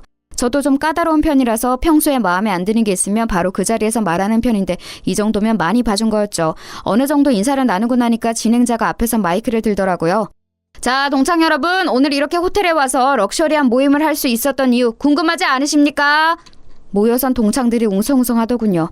오늘 고등학교 졸업 후 처음으로 연락이 닿아서 나와준 친구가 있습니다. 이정인 기억하는 친구들 있죠? 이 친구가 저희 동창 모임에 재정적으로 지원해줘서 이렇게 좋은 곳에서 모임을 갖게 되었습니다. 자, 박수! 진행자는 한쪽을 가리키면서 손짓했고 거기에는 어떤 재수없게 생긴 남자 하나가 재수없는 미소를 지으면서 서 있더군요. 동창들은 군중심리인지 와 하면서 박수를 치며 환호했고 그 이정인이라는 동창은 흐뭇하게 웃으면서 화답했어요. 뭐 이따위 호텔 모임 좀 지원해줬다고 무슨 그룹 회장처럼구나 싶어서 좀 우습기는 했죠. 어찌나 기름기가 더럭더럭 끼었던지 살을 비트며 산유국처럼 기름이 샘솟을 것 같은 인상이더군요. 그런데 제가 검사 생활을 오래 하면서 몇 가지 발달한 게 있었죠. 관상보기와 촉, 관찰력, 그리고 기억력. 저는 그 4가지가 전부 자극되는 게 느껴져서 그 남자 얼굴을 자세히 살펴봤어요. 어디선가 많이 본 저 재수없는 상판. 그런데 제가 기억하는 그놈 얼굴은 저렇게까지 당당하고 느긋한 얼굴은 아니었죠. 형사들한테 처맞고서 여기저기 얼룩덜룩 멍들어 있고 재판장에 서서 주눅 들었던 모습이었는데 라고까지 생각한 순간 기억이 확실하게 났습니다. 저는 하고 저도 모르게 입을 가렸죠. 남편은 제가 어딘가 아픈 줄 알고 어리둥절한 얼굴로 저를 돌아봤어요. 왜? 어디 안 좋아? 아니야. 아무것도 아니야. 저는 눈살을 찌푸렸어요. 남편이 알아서 좋은 일도 없었고 괜히 이 동창 모임에 평지풍파를 일으킬 이유도 없었으니까요. 제가 맡았던 사건도 아니었던 터라 뭐 직접적으로 저놈이 저를 기억할 일도 없었으니 사실 저만 입을 다물면 아무런 상관없이 지나갈 수 있는 일이었지요. 사실 아예 저 이정인이라는 인간은 아예 저를 알 수가 없었어요. 저도 옆 동료가 사건 맡아서 처리하는 걸 보면서 구경하다가 알게 된 거라서요. 그래서 그냥 좋은 게 좋은 거라고 멀찍이서 보고만 있었죠. 남편도 이상하게 그 이정원이라는 인간한테서는 멀찍이 떨어지려는 게 느껴지더라고요. 원래 남편하고 친한 동창들은 몇 명 없기도 했는데 게다가 그 동창들은 아예 이정원과 다른 부류인 것 같았어요. 친한 사람들끼리 몰려서 같은 테이블로 가서 식사를 시작했죠. 저쪽에서는 그 인간이 다른 동창들하고 시끄럽게 인사를 나누고 있더라고요. 저는 남편한테 슬쩍 물었어요. 저 사람 말이야. 응? 누구? 저 이정인이라는 사람 동창 모임에 처음 나온 거야? 되게 시끄럽게 친구들하고 인사하네. 누가 보면 무슨 이상가족이라도 만난 줄 알겠어. 응, 맞아. 처음 나왔어. 그동안 연락이 아예 안 됐더라고. 동창 회장에 계속 어지간한 애들은 다 전화 돌리고 그랬는데 전혀 뭐가 없었대. 그리고 사실 동창 회장이 쟤한테는 열심히 연락을 안 한 것 같기는 했지만. 남편이 말꼬리를 흐려서 저는 얼른 그 말꼬리를 잡아챘습니다. 왜 열심히 연락 안 했대? 그게 제가 좀 고등학교 때 행실이 안 좋았거든. 일진 같은 거였나? 뭐 그거 비슷한. 박건산이 또 이런다. 제가 사건 경위라도 알아내려는 것처럼 막 코치코치 캐물으니 남편이 웃으면서 고개를 절레절레 흔들더라고요. 조금 머쓱한 기분이 되기는 했죠. 그런데 그래도 남편의 얼굴이 어딘가 아까부터 별로 안 좋아 보여서 계속 물어봐야 했어요. 자기하고도 무슨 일이 있었던 거야? 별로 기분 안 좋아 보여. 아니 뭐 별건 아니고. 남편은 망설이면서 말을 돌렸고 곁에 있던 친구들도 뭔가 이상한 걸 알아챘는지 저한테 웃으면서 다른 화제로 이야기를 했습니다. 동창생들이 모여있는 곳에서 굳이 옛날 험한 이야기를 꺼내는 건 그리 좋지 않을 것 같아서 저도 일단 그 화제에 응해주기는 했었죠. 그런데 사실 고등학교 때 저런 인간이 친구로 있었다면 솔직히 뻔하긴 하잖아요. 머릿속에서는 이미 여러 가지 상상이 돌고 있었죠. 저런 인간은 대부분 저희 남편처럼 얌전한 친구한테 빵 셔틀이나 가방 셔틀이나 이런 거 시켰을 거고 저희 남편만 그랬던 건 아닐 거고요. 남편이 특별히 트라우마가 있어 보이지는 않고 그냥 기분만 조금 저조해 보일 뿐 친구들도 분위기가 그렇게까지 나쁘지는 않아서 저는 그냥 그 정도였나 보다 생각했어요. 그때 그 이정원이라는 인간하고 이야기를 나누던 남편 친구 한 명이 저희 쪽으로 왔죠. 야, 쟤 요새 사업 좀 크게 하나 본데? 사업? 무슨 사업을 그렇게 한대? 무슨 중견기업 회장님하고 같이 밥도 먹고 하는데 그 회장님이 자기를 너무 좋게 봐서 지금 인맥 쌓아가고 있는 중이라고 막 그러더라고. 와, 그래? 그리고 무슨 국회의원도 자기 굉장히 높게 평가한다고. 아유, 저 새끼 고등학교 때도 그랬지만 입은 잘 털더라. 그 친구는 시끄러웠다면서 귀를 터는 동작을 했지만 부러워하는 모습이었어요. 사실 중견기업이나 국회의원을 끼고서 사업을 시작한다면 꽤 크게 될 확률이 높았죠. 지금도 상당히 돈을 많이 번 모양인데 그게 진짜일지 아닐지는 두고 봐야 알 일이었어요. 저는 검사를 오랜 기간 일하면서 정말 별의별 꼴을 다 봤기 때문에 모든 것을 액면 그대로 볼 수가 없었죠. 게다가 저런 인간은 제가 검사로 있으면서 동료 사건에서 봤던 그 얼굴이라 도저히 좋게 볼 수 없는 건 너무 당연했습니다. 동창회는 동창들과 그 배우자들로 아주 성황이었죠. 저는 홀이 좀 답답해서 바람 좀 쐬고 오겠다고 하고서 로비로 나갔어요. 로비도 그리 넓지는 않았지만 그래도 사람이 적어서 조금 덜 답답했거든요. 호텔 로비 소파에 앉아서 잠깐 쉬고 있는데 그 사이에 담배라도 피러 나갔다 온 건지 그 이정인이라는 놈이 다른 남자 하나와 시끄럽게 떠들면서 들어오더군요. 저는 그냥 모른 척하고 앉아서 핸드폰만 들여다보고 있었어요. 그런데 그 놈이 자기 옆에 있는 남자하고 뭔가 이야기하고서 그 남자를 먼저 들여보내더니 제 쪽으로 오는 거예요. 안녕하세요. 네? 저는 좀 의아해서 그 남자를 쳐다봤어요. 이정인이 제 얼굴을 알 리가 없었거든요. 그런데 그 놈은 제 옆에 있는 소파에 와서 앉더니 씩 웃으면서 제 얼굴을 자세히 들여다보더군요. 솔직히 약간 소름 돋았어요. 그 질 나쁜 사내놈들 특유의 징그러운 눈빛 있잖아요. 흑심 품은 게 뻔히 다 들여다 보이는. 소파도 많은 로비에서 굳이 제 바로 옆에 소파에 앉아서 얼굴을 들이미는데 심지어 담배 냄새가 역해서 견딜 수가 없더군요. 뭐죠? 아, 차가우시네. 미인이라 말 좀 걸어볼까 했더니 순간 저는 정말 이게 미친놈인가 했어요. 슬금슬금 제 손까지 잡으려고 들더군요. 그래서 손을 빼내고서 빤히 그놈을 노려봤더니 머쓱한 채 희죽희죽 웃기만 하더라고요. 아니, 이 로비에 가득한 남자들은 대부분 같은 고등학교 동창생이 당연하고 여자들은 대부분이 그 남자들과 같이 온 배우자나 파트너들인데 그런 여자한테 대놓고 성추행이라도 할 것처럼 덤비다니 너무 징그럽잖아요. 지금 뭐 하시는 거죠? 남자친구하고 왔어요? 아님 혼자? 저기 동창 모임에는 남편이 있어요. 아, 그래요? 나하고 그냥 좀 잠깐 커피나 한잔 마실래요? 내가 별거 아닌 것 같아 보일지 몰라도 돈은 좀 있는 놈인데. 뻐기는 얼굴 꼬라지가 우습게 짝이 없더군요. 검사로 일하면서 사건 관련으로 돈 많다고 쟤는 놈을 얼마나 많이 봤는데 그까지 지금 사업 좀 한다고 어깨에 힘주는 게 얼마나 우스워 보였겠어요. 그리고 그놈이 무슨 짓으로 돈을 벌었는지 잘 아는데요. 빤히 보다가 픽 웃으면서 고개를 돌렸더니 나름 자존심이 상했는지 얼굴이 일그러져서 물러나더군요. 그 다음에는 별말 안 하고 곧장 일어나서 다시 홀로 들어가는 꼬라지를 보자니 정말 근성도 없고 있는 건 그저 더러운 짓 할 줄 아는 더러운 성격밖에 없구나 싶었습니다. 사실 그때 동료 검사가 처리하던 사건이 아주 별로인 건이었거든요. 제가 한 20 후반쯤이었을 겁니다. 결혼 직전이었던 것으로 기억하는데 당시 저한테 좀 버거운 건이 떨어졌어요. 어느 중견기업 회장님이 얽혔던 사건이었는데 그때 제가 좀 적극적으로 처리를 하면서 잘 마무리가 되었거든요. 누명도 벗으시고 그 사건이 워낙 힘들었던 터라 제가 좀 쉬겠다고 선배한테 막 땡강을 부리고서 막무가내로 쉬었던 적이 며칠 있었어요. 그런데 며칠 쉬는 것도 쉬어본 사람이 잘 늘지 이상하게 좀이 쑤시더라고요. 그래서 동기였던 동료 검사한테 가서 옆에서 사건 처리하는 것을 도와줬었죠. 사건 파일들도 막 읽어보고요. 근데 그때 동료 검사가 처리하고 있던 게 저 인간이 얽힌 사건이었습니다. 조폭 출신인데 뭐 대단한 조직도 아니었어요. 대가리는 당연히 따로 있어서 거기에 대한 수사가 중점적으로 이루어졌는데 잡힌 건 정작 잔챙이들이었던 거였죠. 이정인 저 인간이 그중에서도 아주 지저분하고 질이 나빴어요.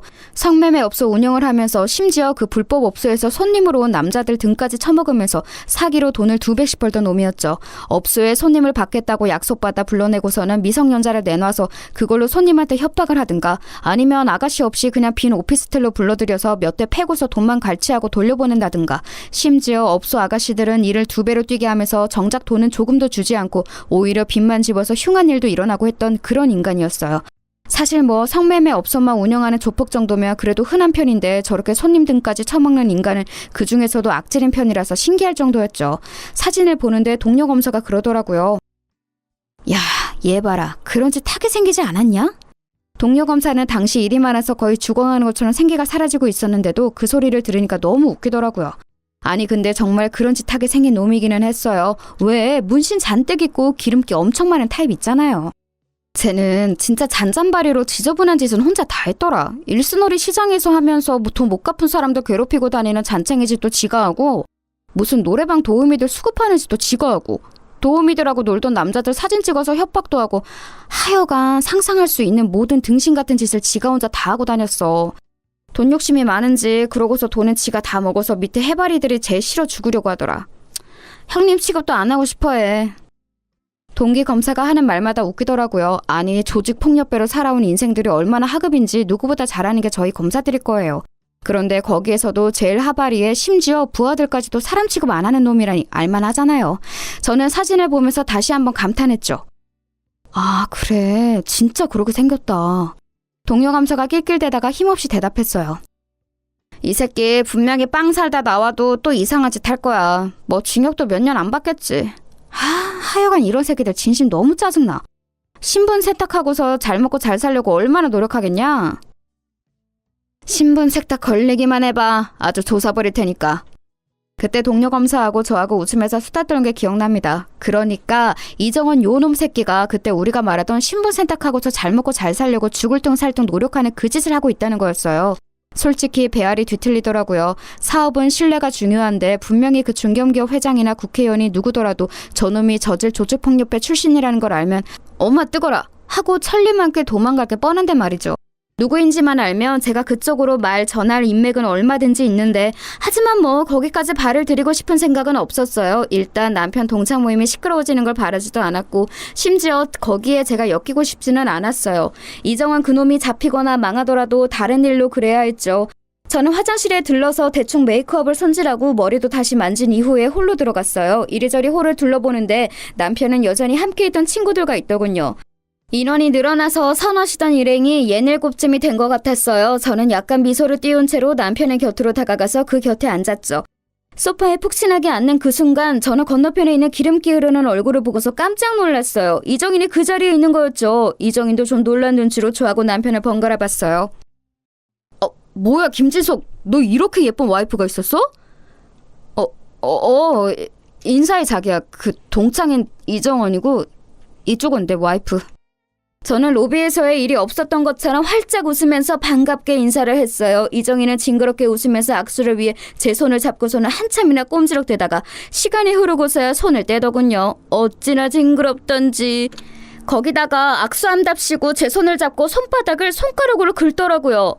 그게 성추행이라는 걸 제가 모르겠어요. 참 더럽게 산 인간답다 싶더군요. 친하지도 않은 동창, 그것도 몇십 년 만에 만난 동창의 아내를 초면에 남편 앞에서 성희롱을 하다뇨. 평소 제 성격 같으면 진짜 단숨에 뒤집어 엎었을 텐데 그래도 이곳은 남편 모임 자리니까 일단 한번 참았습니다. 벌써 두 번째 참는 거라 세 번째에는 진짜 안 참고 너 가만 안 놔둔다 하고 속으로 벼르고 있기는 했었지만요. 이정희는 자리에 앉아서 거들먹거리면서 계속해서 자기 사업 이야기를 풀고 있는 중이더군요. 저는 남편 곁에 앉아서 가만히 그 이야기를 듣기만 했어요. 이정희는 자기가 얼마나 대단한 기업가들과 식사를 하고 다니는지, 어떤 재력가들이나 어떤 정치인들과 인맥을 쌓고 있는지에 대해서 자랑을 늘어놓는 게 역겹게 들리더군요. 그런데 그놈이 주로 이야기하는 중견기업 회장은 제게도 낯익은 사람이었어요.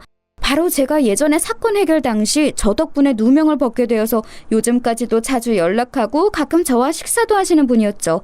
그분은 상당히 성격이 깔끔하고 단호하신 분이라 저런 놈을 곁에 두실 리가 없는데 싶어서 의아했어요. 하기사 몇십 년을 저질 깡패로 굴러먹으면서 남들 등만 처먹었었으니 오죽 사기치는데 도가 텄을까 싶기는 하더군요. 그 중견기업 회장님도 분명히 이놈을 진지하게 보시지는 않겠지만 일단 나중에 기회가 닿으면 한번 말씀을 드려야겠다는 생각이 들었어요.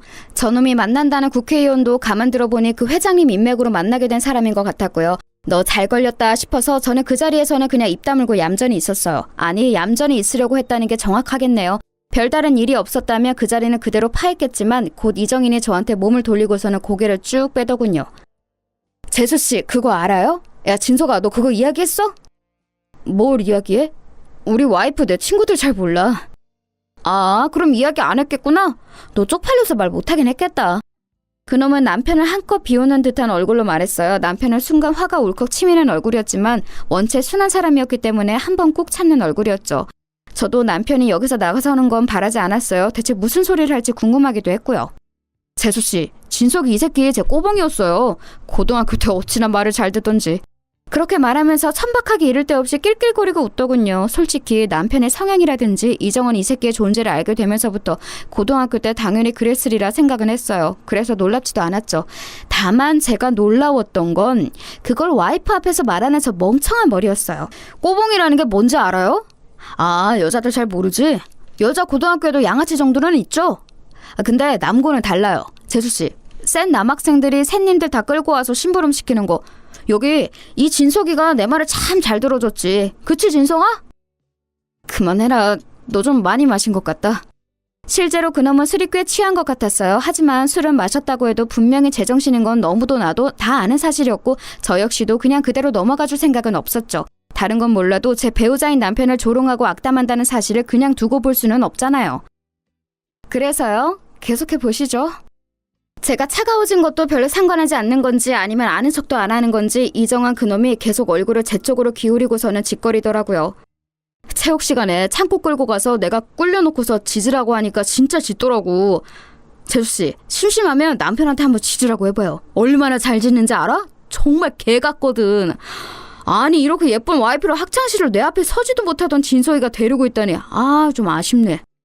야, 너 그만하라니까? 어때서 그래? 네 와이프 앞에서 고딩 때 너 찐따 같던 거 까발려주니까 쪽팔려서 그래? 야, 부끄러워하지 마. 너 지금도 그렇잖아. 돈 버니까 때깔은 좋아졌다만 여기 알맹이가 어디 갔겠어? 그러면서 그놈이 남편 가슴께를 손으로 툭툭 치더라고요. 그 손목을 확 잘라버리고 싶은데 남편이 얼른 그 손을 치워버렸어요. 제 표정이 험악해지는 걸 본 거였겠죠. 너 진짜 왜 이렇게 창피하게 구냐? 재수씨 들어봐요. 난 저 새끼 완전히 사람 구실도 못할 줄 알았거든. 아니 기라며 기는 새끼가 어디 가서 무슨 남자 노릇을 해. 그런데 지금 재수씨 보니까 그래도 남자 노릇은 기막히게 하는 모양이네. 이정희는 실실 웃으면서 정말 더러운 말을 이어갔어요. 사실 말버릇이 고약한 건 이상한 일은 아니었죠. 조폭따까지 출신, 거기다 성매매 업소 운영하면서 남자들 사기까지 처먹던 새끼였으니 오죽하겠어요. 거의 인생 폐기물에 가까운 놈이었으니까요. 그래도 반반한 와이프까지 얻어가지고 말이야. 너 진짜 출세했다. 내가 사업하는데 너 고용해줄까? 너 지금 회계사랬나? 야, 멀쩡한 회사 다니고 있긴 하냐? 여봐요 재수씨, 그러지 말고 내 비서로 들어올래요? 온갖 더러운 말을 쏟아내다가 이정원은 제가 안색이 좋지 않았는지 곧 손사래를 치면서 실실 웃었어요. 아니 재수씨 칭찬이에요, 칭찬. 재수씨가 얼마나 예쁘면 내가 이렇게 칭찬을 하겠어. 고마운 줄을 알아야지. 야, 너 진짜 그 말 못해? 결국 참다 못한 남편이 폭발하려고 일어나려는데 제가 손을 잡아서 못 일어나게 막았어요. 남편은 일어서려다가 주저앉은 채 저를 봤죠. 약간 멍청해진 순한 얼굴이 귀여웠지만 그게 중요한 때는 아니었어요. 저기 이정인 씨.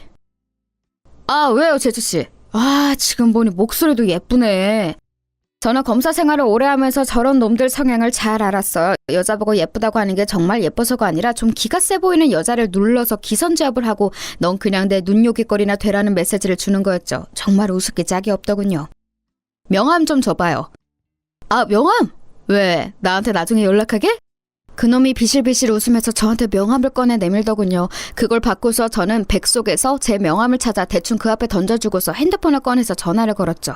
신호가 가고 있는데 제 명함을 주워서 본 이정인 얼굴색이 순간 하얗게 질리더군요. 당연하죠. 새로 판 변호사 사무실 명함이었으니까요. 그리고 그때 마침 전화 저편에서 상대가 전화를 받더라고요. 저는 반갑게 인사하고서 말을 건넸어요. 어머야, 너 마침 전화 잘 받았다. 일하는 중이야? 전화를 한 건 동료 검사였죠. 네, 저와 절친이기도 하고 이정원 사건을 맡았던 그 검사요. 저는 그리고 핸드폰을 스피커 상태로 돌렸죠. 당연히 일하는 중이지. 뭔데? 무슨 일 있어? 아니, 다른 건 아니고 너 예전에 그 조폭 자법이었던 놈 기억해? 이정원이라고. 기억하지. 걔 진짜 더럽게 돈 벌던 놈이었는데 날파리같이 귀찮은 새끼였어. 근데 걔는 왜? 그 새끼가 지금 내 앞에서 내 남편 동창이랍시고 잘난 척을 한다? 사업가 행세를 하는데 어떻게 조인트 까줄까? 사업가? 사업가? 동료 검사는 너무 어처구니가 없다는 듯이 깔깔거리면서 웃기 시작했어요. 야, 사업가라면 맞긴 맞다. 성매매 업소 차려놓고 남자 손님들 협박해서 등까지 쳐먹은 것도 사업가면 맞네, 맞아. 거기 있어 그 새끼? 야, 전화 좀 바꿔줘 봐봐. 내가 욕 좀 해줄게. 벌써 스피커폰이야. 진짜 짜증난다. 저와 동기인 동료 검사가 깔깔대고 웃으니 이정인의 얼굴은 하얗다 못해 새파랗게 질리기 시작했습니다. 뭐 당연하겠죠. 지금껏 200여 명 넘게 모인 동창 모임에서 잘나가는 사업가로 포장해놨는데 단숨에 뭘 해서 돈을 번 건지 들통이 나버렸으니까요. 주변에 있던 동창들도 얼음이라도 된 듯이 굳었어요. 자, 이정원 씨, 뭐 해서 돈 버셨죠? 성매매 업소 차려놓고 손님들 사기 쳐먹으면서 돈 벌었지? 조폭 따까리 노릇해가면서. 그때 네 형님들이 너 더럽게 장사해놓은 거 뒤처리하면서 다시는 네 안 보겠다는 말까지 했다고 들었는데 어떻게 관계 회복은 되셨고?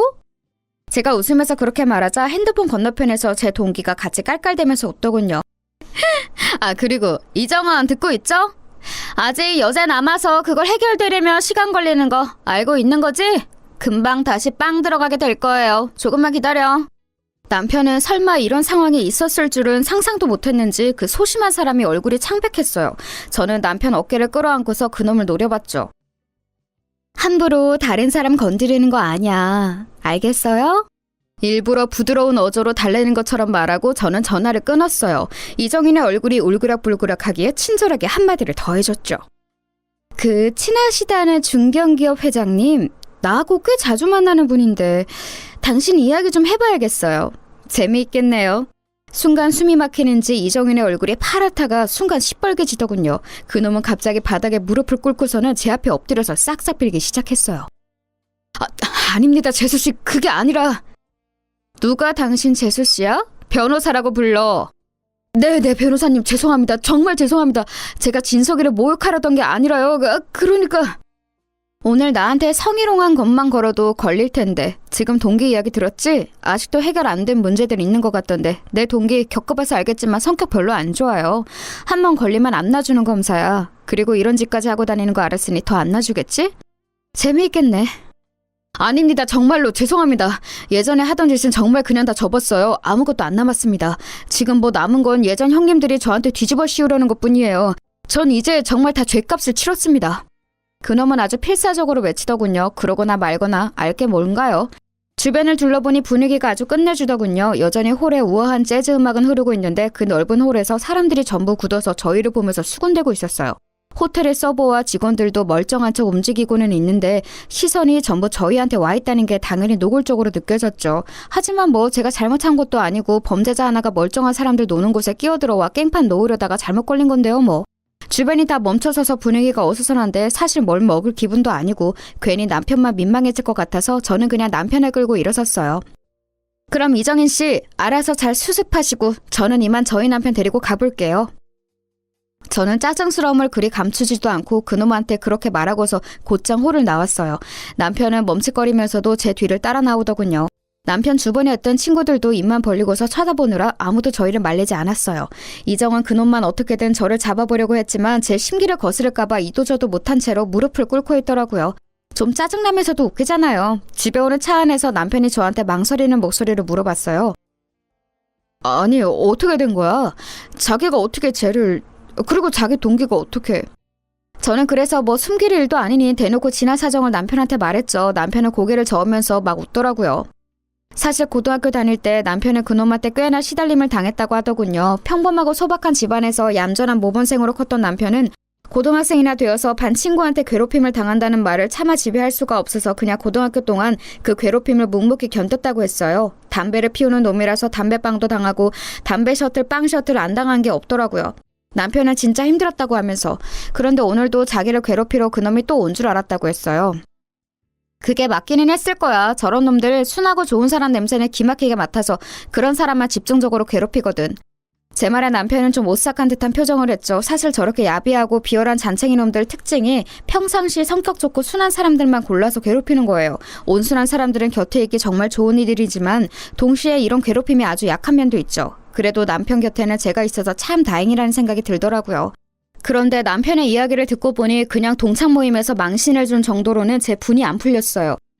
거의 왕따에 가깝게 몰고 학교폭력의 모든 종류의 괴롭힘을 다 당했던 것 같은데 그걸 그냥 두고 볼 수는 없지 않겠어요? 이정은 그놈도 아마 그래서 저한테 무릎까지 꿇었던 걸 거예요. 제가 그냥 이걸 뒤끝 없이 끝낼 리가 없다는 걸 본능적으로 알았던 거였겠죠. 다음날 저는 일단 알고 지내던 그 친한 중견기업 회장님께 전화를 걸었어요. 대뜸 그 이정은 이야기를 꺼냈더니 그 친구 알고 있다면서 말씀을 하시더라고요. 그래서 제가 그놈이 이러저러한 놈이고 과거에 제 동료 검사가 잡았던 조직폭력배 잔챙이 놈이라는 말씀까지 드렸어요. 그랬더니 회장님이 깜짝 놀라시더군요. 아니, 난 정말 건실한 사람인 줄 알았네. 작은 사업을 한다기에 한번 투자를 해볼까 하고 있었는데. 사기꾼의 조폭이에요. 절대 엮이시면 안 되는 놈이죠. 회장님은 알았다면서 몰랐으면 큰일 날 뻔했다고 한숨을 쉬셨어요. 왜 주변 사람들이 그런 사기꾼을 못 걸러냈나 했더니 이놈이 회장님이 골프를 치고서 그 이후 소박한 식당에서 술 한잔을 즐기신다는 걸 이용했더라고요. 골프 후에 조금 피곤도 하고 취기도 있는 상태에서 남모르는 식당 사람들과 한담 나누시기를 즐기시는데 그걸 이용해서 자기도 평범한 사업가인 양 골프를 치고 온 사람인 양 식당으로 가서 접근한 거였죠. 한참 회장님과 이야기를 나누다 보니 이놈이 아예 작정하고 접근했다는 사실을 알 수 있었어요. 식당에서 만나서 적당히 이야기 나누는 사이인 사업가를 주변 사람들이 그렇게 작정하고 신변을 알아보지는 않았겠죠. 당연히 그저 소박한 술 상대 정도로 생각하셨을 거고요. 회장님은 자기 인맥으로 소개해줬던 의원에게도 말을 전하겠다면서 전화를 끊었어요. 저는 거기에서 그치지 않고 동료 검사한테 다시 전화를 넣었죠. 법조계에 있는 사람들이 가지는 가장 큰 자산이 뭐냐고 물으신다면 저는 물론 다른 지식이나 경험도 있지만 무엇보다 인맥을 가장 먼저 꼽을 거예요. 그만큼 동기들은 서로의 일을 자기 일처럼 도와주거나 나서주고는 했었죠. 동료 검사한테 전화하니까 너무 반가워하더라고요. 그 새끼 지금 좀 이잡듯이 뒤지고 있다고 빵 다녀와서 대체 뭘 한 건지 사업가인 척 여기저기 많이 뿌려놓은 것 같다면서요. 동기가 맡고 있는 사건 중 그놈 관련한 게 있었는데 그것 때문에 형사님하고 어지간히 이야기를 많이 나누는 것 같았어요. 원래 좀 후순위로 밀릴 사건이었는데 저하고 나눈 통화 때문에 확 순위가 당겨진 거였죠. 그래서 일단 제가 파악한 회장님하고의 관계도 걔한테 알려주고 전화를 끊었죠. 며칠 뒤 남편이 머뭇거리면서 저한테 말하더라고요. 자기야 혹시 이정원 걔하고 관련해서 자기가 뭔가 한 거 있어? 아니 별다른 거 한 거 없는데 왜? 아니 그 녀석이 갑자기 나한테 전화를 해서 네 와이프 뭐하고 다니는 거냐고 소리를 지르길래. 아하 소리를 질렀어? 간이 배 밖에 나왔네. 그때쯤에는 슬슬 진짜로 열이 받더라고요. 저한테는 대놓고 건방지게 못 굴면서 순하디 순한 남편한테만 전화해서 소리를 질렀다 이거였죠. 게다가 무슨 지네 형님들이 어쩌고 이래가지고 걔 조폭이었다며. 혹시 자기 위험할까봐 걱정되어서. 남편이 걱정스럽게 말했어요. 저는 그 말에 빵 갔다가 나와서 요놈이 다시 그 조폭에 붙었구나 싶더라고요. 조직 폭력배들이라도 언제나 일 처리해줄 잔챙이들은 필요한 법이라서 쓰고 버릴 용도로 데리고 있는 애들이 있거든요. 결국 저는 그날 아예 동료 검사네 사무실로 가서 의논을 했어요. 형사님까지 불러다가 같이 이야기했더니 형사님도 그놈 주변에 지금 또 조폭 무리들이 슬슬 보이고 있다는 사실을 알더라고요. 그래서 그놈이 그 회장님한테 이야기했다는 사업 상세 사항을 회장님한테 다시 전화해서 전달받고 그걸 토대로 해서 수사에 도움이 될 만한 정보들을 많이 정리했죠. 결과는 뭐 간단했어요. 알아봤더니 겉으로는 깨끗한 척 법인을 세워서 사업하는 것처럼 하고 뒤로는 조폭 사업을 벌이려고 했더라고요. 그 회장님한테는 다른 업종인 척하고 투자를 받으려고 했고 국회의원과 인맥을 만들어서 뭔가 하려고 했었나 봐요. 그렇게 거대한 조폭 패거리는 되지 못해서 아직 기반이 없었기에 이제 막 만들려고 했던 거죠. 걔네들도 멍청하지. 그 일을 이정원같이 멍청하고 나대는 놈한테 맡기면 어쩌나요? 좌우간 성매매 업소하고 도박 업장까지 차려놓은 걸 덮쳐서 형사님이 아주 뿌듯해하셨어요. 동료 검사 역시도 신나게 사건 처리를 해서 엄청 세게 구형했고 재판부에서도 인정해 주었죠. 일이 진행되는 동안 남편은 엄청나게 불안해했어요. 사실 그동안 제가 검사 일을 하면서 거친 범죄자들하고 마주하는 경우가 많아서 남편이 힘들어했는데 변호사 개업하면서 그런 일은 없겠거니 했거든요. 하지만 또 이런 일이 생기니 남편이 많이 마음고생을 했죠. 그래도 나름 속전속결로 일이 끝났고 결국 그 잘난 척하던 이정원 씨는 사업가인 척하던 일을 접고서 다시 빵에 들어가야 했어요. 덩달아 같이 엮인 조폭 형님들까지도 굴비 두릅처럼 같이 엮어 잡혀서 들어가게 되었죠.